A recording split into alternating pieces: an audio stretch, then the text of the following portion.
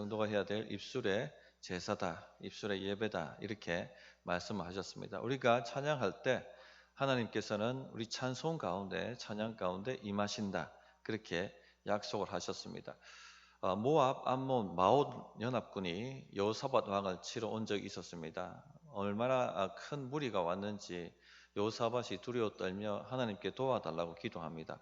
하나님께서 응답하셔서 내가 함께 하겠다, 내가 이기게 만들어 주겠다 그렇게 말씀하셨습니다. 믿음이 일어난 여호사밧은요 찬양대를 조직하고 군대 앞에 행진하게 합니다. 그들이 찬양대를 앞세워 행진하며 하나님께 영광을 돌릴 때 하나님께서는 그 찬양 가운데 임하셨고 모압, 암몬, 마온 연합군이 서로 자중진환에 빠져서 서로 치고 하는 그런 일들을 일으키셨고 그래서 손쉽게 승리할 수가 있게 하셨습니다. 성도님들 찬양을 앞세우십시오. 그러면 하나님의 함께 하심이 우리 성도님들의 삶과 또 자녀들과 가정과 일터와 교회에 역사하실 것입니다. 우리 입술에 찬양이 사라졌다면 뭔가 문제가 생긴 것입니다. 아이들은 제잘제잘거립니다. 쉬지 않고 제잘거립니다. 쉬지 않고 뭔가를 활동하고 움직입니다. 근데 아이들이 잠잠해졌다는 것은 뭡니까? 아이들이 문제가 생겼다는 것이죠. 아마 병이 들었을 것입니다. 성도가 찬양이 메말랐다는 것은요 마찬가지예요. 병이 든 것입니다. 한 주간 살아가시면서 흥얼흥얼 입술에서 찬양이 흘러나오고 계십니까? 감사가 흘러나오고 계십니까? 만약에 이런 일들이 일어나지 않고 있다면 10중 8구 여러분의 신앙은 병들었습니다. 믿음이 떨어졌든지 영적으로 밀리고 있든지 세상락에 빠져 있든지 하나님 외에 다른 것을 사랑하고 의지하고 있든지 그겁니다. 영적으로 심각한 문제가 있는 것이죠. 목사님, 찬양할 거리가 있어야 찬양하지요. 혹시 이런 생각을 하고 계시지는 않습니까? 그래서 오늘 찬양해야 할 이유에 대해서 말씀을 드리고자 합니다. 첫째는 하늘에 속한 모든 신령한 복을 주셨기 때문에 우리가 온 마음을 다해서 찬양해야 됩니다. 야고보서에 이런 말씀이 있습니다. 야고보서 1장 17절에 온갖 좋은 은사와 온전한 선물이 다 위로부터 빛들의 아버지께로부터 내려오나니 온갖 좋은 은사와 온전한 선물은 이 땅에 누리는 복을 말합니다. 이 모든 복이 하나님께로부터 왔다라고 말씀하고 있습니다. 요한복음 3장 27절에는 요한이 대답하여 이르되 만일 하늘에서 주신 바 아니면 사람이 아무것도 받을 수 없느니라. 그러므로 우리에게 주어진 모든 좋은 것들은요 하나님께서 주셨기 때문에 우리가 누리고 받는 것입니다. 물질, 자녀들, 가정, 또 우리가 살아가는 집, 우리가 타고 다니는 자동차, 직장, 매일 들어오는 월급, 또 우리가 먹고 있는 맛있고 영양이 풍부한 음식, 우리가 지금 누리고 있는 자유, 이 모든 것은 하나님께서 우리에게 주셨기 때문에 우리가 받아 누리는 것입니다. 그러므로 하나님을 감사하고 찬양하고 기뻐해야 합니다. 그것이 마땅한 피조물이 마땅히 해야 될 도리입니다. 요즘 저희 가정은 하루 3가지 감사 제목을 서로 나누는 일들을 하고 있습니다. 가족 톡방에다가 공지를 띄워서 오늘 감사해야 될 제목 3가지 하고 그렇게 감사거리를 생각하고 적게 만듭니다. 물론 저하고 집사람하고가 제일 많이 올리고 가끔씩 아이들이 올립니다만은 이렇게 함으로써 하나님을 계속 바라보게 만드는 그런 훈련을 하려고 하는 것입니다. 우리가 그렇게 할 때 삶을 바라보는 관점이 인간 중심에서 하나님 중심으로 바뀝니다.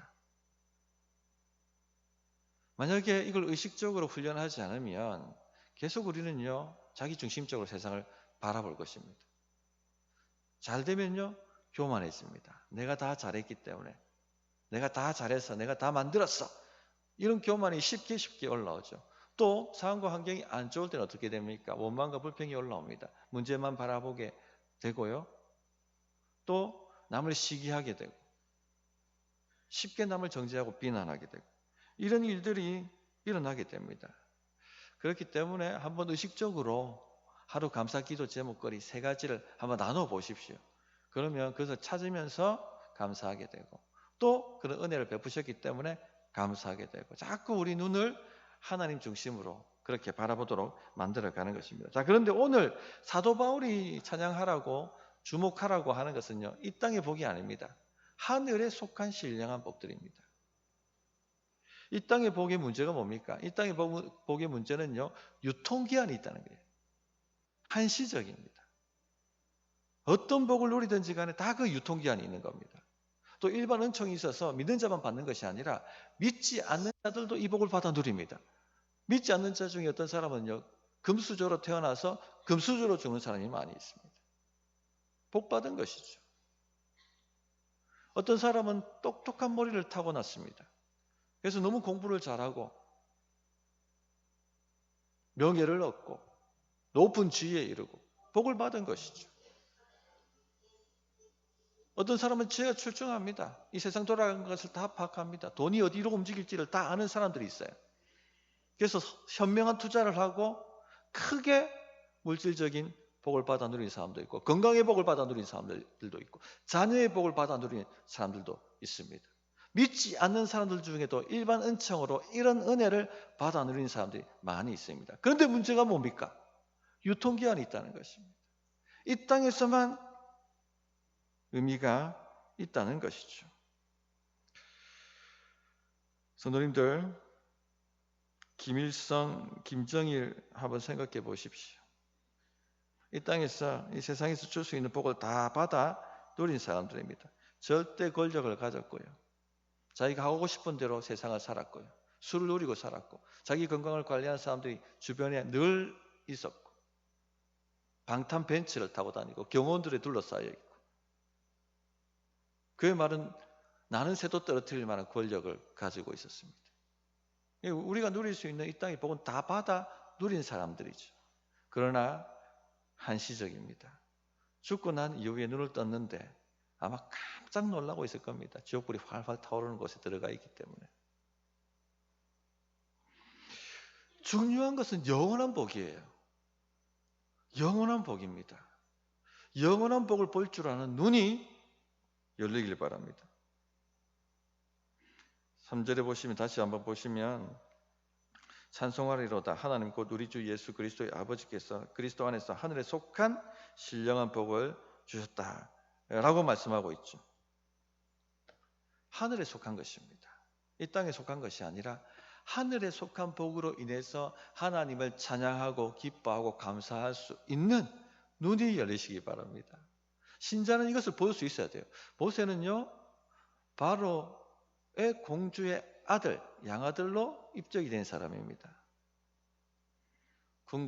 화려한 궁궐에 살았고 물질이 넘쳐났고 권력을 가진 사람이었습니다. 아무 부족함이 없었습니다. 그러나 모세는요, 하늘의 복을 볼 줄 아는 사람이었습니다. 그래서 이 모든 땅의 복을 다 버리고 하나님의 복을 택했어요. 히브리서 11장 24절부터 26절에 보면, 믿음으로 모세는 장성하여 바로의 공주의 아들이라 칭함받기를 거절하고, 그 타이틀을 버려버린 것입니다. 도리어 하나님의 백성과 함께 고난받기를 잠시 죄악의 낙을 누리는 것보다 더 좋아하고, 이 땅의 복이 유통기한이 있다는 것을 안 것이죠. 그래서 그것을 버려버립니다. 왜? 영원한 복을 찾기 위해서. 그리스도를 위하여 받는 수모를 애굽의 모든 부하보다 더 큰 재물로 여겼으니 이는 상주심을 바라봅니다. 왜 이렇게 이 모든 땅의 복들을 다 버렸습니까? 애굽 공주의 아들이란 타이틀을 버려버리고요, 황궁에서 누리는 모든 그 부하를 다 버려버리고요, 고난의 길, 광야의 길을 걸어갔습니다. 왜죠? 하늘에서 주시는 상, 하늘 복, 영원한 하나님 나라와 영생과 부활의 복을 얻기 위해서 이 땅의 복을 내려놓았다는 것입니다. 성도님들, 이걸 볼 줄 아는 눈이 열리기 바랍니다. 우리가 이 하늘의 복을 받은 사람들입니다. 우리를 기다리고 있는 것은요, 죽음 너머의 저 영원한 하나님의 나라입니다. 이것으로 인해서 기뻐하고 감사하고 즐거워할 수 있어야겠습니다. 성도님들, 그러므로 이 은혜로 인해서 하나님을 매일 찬양할 수 있기를 바랍니다. 찬양은 영적인 실체를 경험하게 만듭니다. 두 번째는요, 우리가 하나님의 자녀로 선택되었기 때문입니다. 4절부터 6절 말씀을 보시면, 곧 창세전에 그리스도 안에서 우리를 택하사 우리로 사랑 안에서 그 앞에 거룩하고 흠이 없게 하시려고 그 기쁘신 뜻대로 우리를 예정하사 예수 그리스도로 말미암아 자기의 아들들이 되게 하셨으니, 이는 그가 사랑하시는 자 안에서 우리에게 거저 주시는 바 그의 은혜의 영광을 찬송하게 하려는 것이라. 4절부터 6절은요, 이 하늘에 속한 신령한 복 중에 두 가지를 얘기해 주고 있습니다. 첫째가 뭡니까? 선택이었고, 두 번째는 뭐죠? 예정입니다. 근데 사실 이 두 가지는요, 같은 의미입니다. 선택은 뭡니까? 창세전에, 우리가 태어나기도 전에, 세상을 만들기도 전에 하나님께서, 영원하신 하나님께서 우리를 하나님의 자녀로 선택하셨다는 것입니다. 예정은 무엇입니까? 미리 하나님의 자녀로 정하셨다는 것이죠. 같은 의미입니다. 이것을 예정론이라고 합니다. 예정론은 운명론이 아닙니다. 많은 사람들이 예정론 하면은 운명론으로 착각합니다. 오해합니다.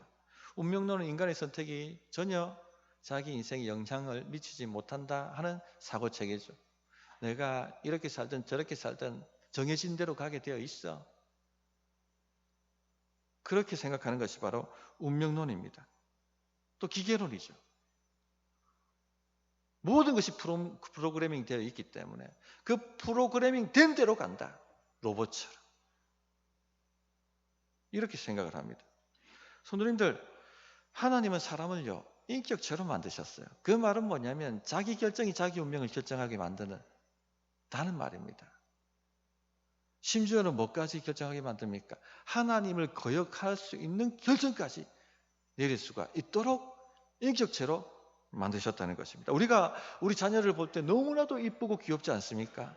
자는 모습만 봐도 꿀이 떨어집니다. 그러나 또 한편으로는 정말 밉지 않습니까? 어떻게 그래 부모 속을 속이고 부모 말을 거역하고 이제 머리 굵어졌다고 따박따박 따져들고, 그럴 때마다 마음에 밉다는 생각이 옵니다. 자, 밉다고 그 아이들의 뇌를 다 뽑아가지고 프로그래밍 해가지고 부모 말을 전적으로 순종하도록 집어넣어가지고 그러면 안 됩니까? 공부해? 네, 알겠습니다. 집 청소해? 네 방 치워? 네, 알겠습니다. 이런 로봇으로 만들고 싶은 사람은 아무도 없을 거예요. 비록 우리를 거역하고 우리 마음을 아프게 만들어도 살아 움직이는 인격체가 우리 자녀이기를 원합니다. 하나님도 마찬가지예요. 하나님은 상호작용하는 인격체로서 우리를 만드셨어요. 로봇으로 만드신 것이 아닙니다. 심지어 우리를 거역할지라도 그렇게 만들어 주신 것입니다. 어떤 분은 매번 실패를 하는 분이 계셨어요. 하는 소리가, 어차피 내 운명은 정해진 것이다. 어차피 내가 열심히 살든 열심히 살지 않든 나는 정해진 대로 가게 되어 있다. 나는 실패하도록 하나님이 정하신 것이다. 그렇게 말하는 것을 들은 적이 있습니다. 제가 볼 때는요, 오랫동안 지켜봤거든요. 그가 실패한 이유는요, 하나님 의지하지 않고요, 자기 지혜대로, 자기 판단대로 했기 때문에 실패한 것입니다. 한번 실패했으면 그 실패를 통해서 삶의 교훈을 얻고 내가 어떻게 바로 잡아야 되는가, 그렇게 판단하고 태도를 바꾸었다면 인생과 운명이 확실하게 달라졌을 것입니다. 운명론은요, 책임을 하나님께 다 전가하는 것입니다. 나는 아무 잘못 없고요, 하나님이 다 정하셨잖아요. 그래서 운명론에 빠지면요, 하나님을 찬양할 수가 없습니다.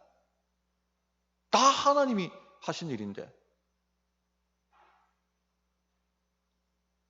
원망과 불평은 되어도 찬양이 나오지 않는 것이 바로 운명론입니다.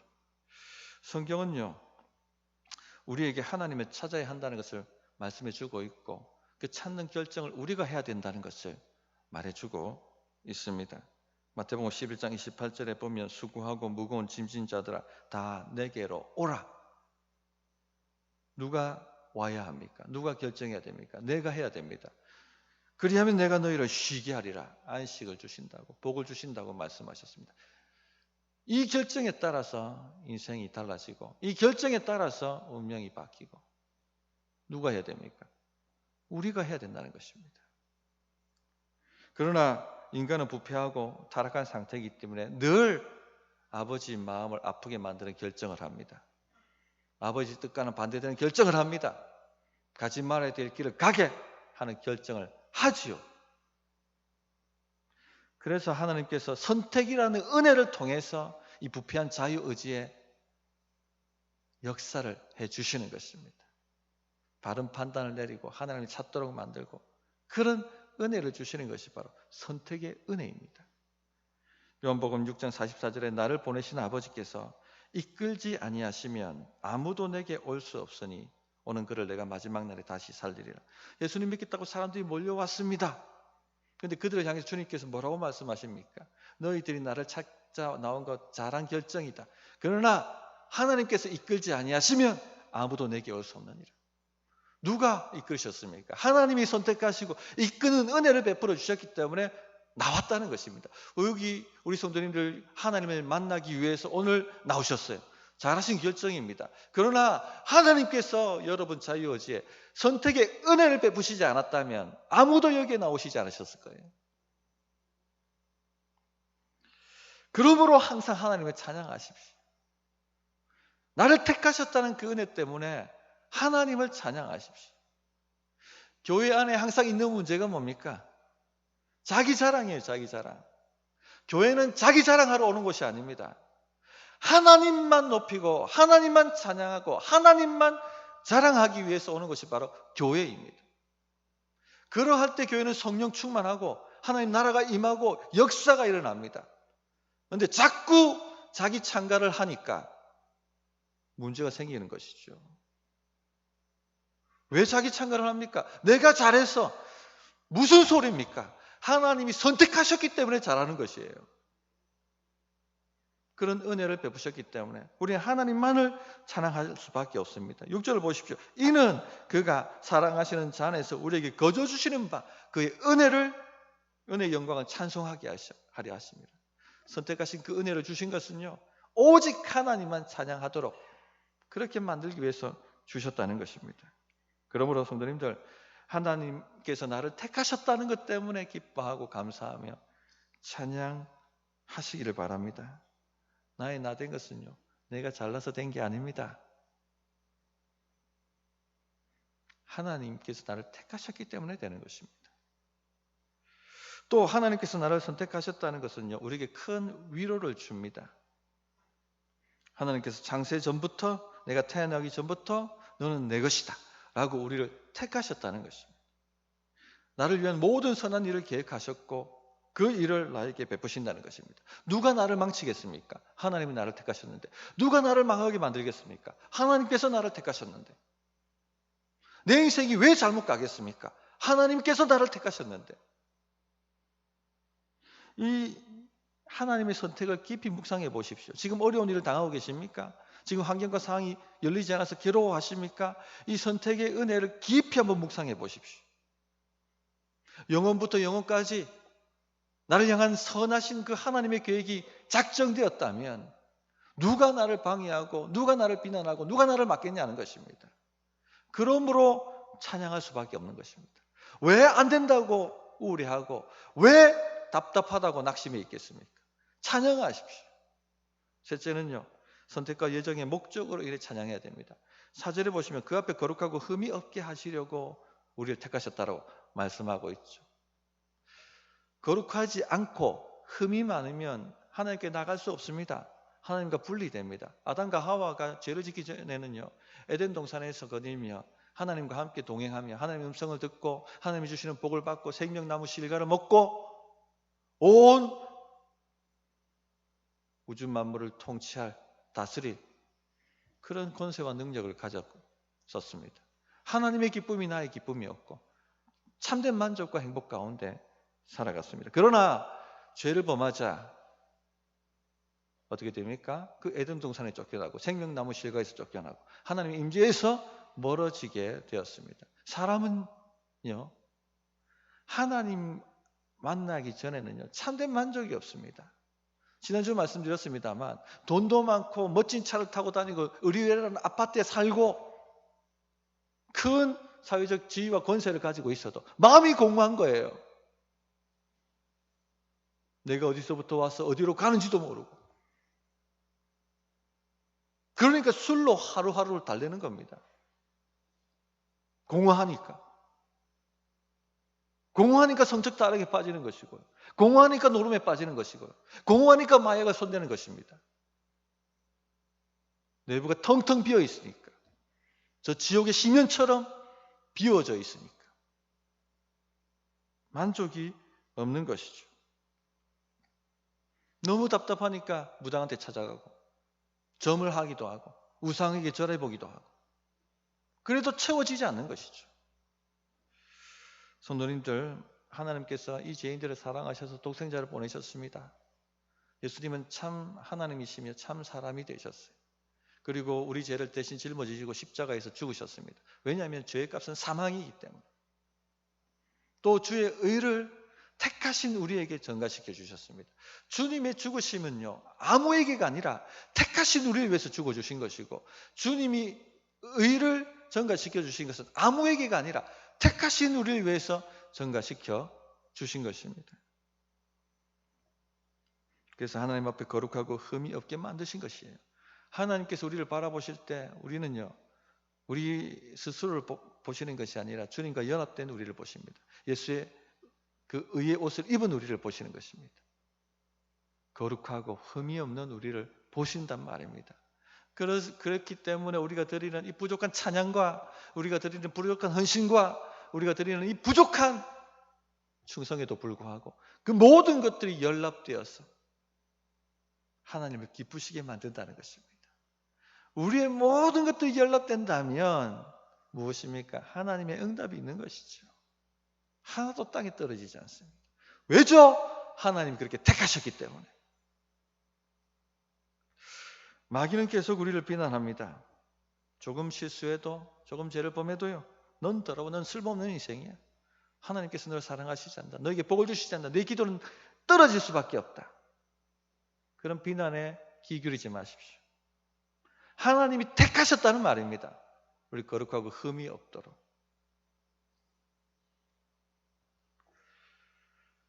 게임이 끝난 것입니다. 창세전에 선택하시고 창세전에 정하셨기 때문에. 누가 맞겠습니까? 누가 우리를 비난하겠습니까? 누가 우리를 정죄하겠습니까? 로마서 8장 33절에 누가 능히 하나님께서 택하신 자들을 고발하리요. 의롭다 하시는 이는 하나님이시니 누가 정죄하리요. 죽으실 뿐 아니라 다시 살아나신 이는 그리스도 예수시니. 그러므로 우리를 거룩하게 택하신 하나님으로 인하여 찬양하고 감사하십시오. 5절에 보시면 자기 아들들이 되게 하셨다라고 되어 있습니다. 탕자 비유에 아들이 아버지 재산을 다 가지고 간 건 아니죠. 많은 재산을 다 가지고 아버지를 거역하고 타고 오라서 자기 멋대로 살다가 재산 다 잃어버리고 아버지께 돌아왔습니다. 아버지 마음을 아프게 만들었고 죄를 지었고 아버지 산업에 타격을 주었고 죄를 지었습니다. 그러나 아버지는요, 그 돌아온 아들을 끌어안으셨어요. 그리고는 가락지를 끼웁니다. 인장반지입니다. 맨발로 왔느냐? 여봐라, 신을 갖고 와라. 신을 시켜줍니다. 맨발로 왔다는 것은 그가 노예 상태로 전락했다는 것을 말합니다. 아들만이 신을 지낼 수 있었어요. 신을 신겨주는 것입니다. 그리고 거룩한 옷을 입혀주고 잔치를 배설하고 그렇게 합니다. 왜 그렇게 하십니까? 아무도 업신여기지 못하도록 하기 위해서, 아무도 내 아들을 비난하지 않게 만들기 위해서, 아무도 내 아들을 정죄하지 않게 하기 위해서 아들의 지위를 회복시켜 주신 거예요. 성도님들, 이 일이 우리 안에 일어났다는 것입니다. 이 일을 위해 하나님이 우리를 창세전에 택하셨다는 것입니다. 누가 우리를 막겠습니까? 누가 우리를 정죄하겠습니까? 누가 우리를 안 되게 만들겠습니까? 누가 우리를 비난하겠습니까? 천사들이요? 마귀들이요? 어림없는 소리입니다. 하나님께서 우리를 택하셨다니까요. 예수 믿는 사람은요, 주머니에 아무 것이 없어도요, 이 자신감을 가지고 살아야 됩니다. 하나님이 나를 아들로 자녀로 택하셨다는 것입니다. 하나님의 하늘 자원과 땅의 자원을 가지고 우리가 요청만 하면은 쏟아부으실 준비를 하고 계십니다. 그러므로 담대하게 살아가십시오. 꿀릴 게 뭐가 있습니까? 낙심할 게 뭐가 있습니까? 찬양하십시오. 주 이름을 높이십시오. 그것이 신자가 마땅히 살아가야 될 삶입니다. 말씀을 정리하도록 하겠습니다. 우리는 하늘에 속한 모든 신령한 복을 받은 사람들입니다. 이 이유만으로도 찬양할 만합니다. 우리는 하나님께 선택받은 사람들입니다.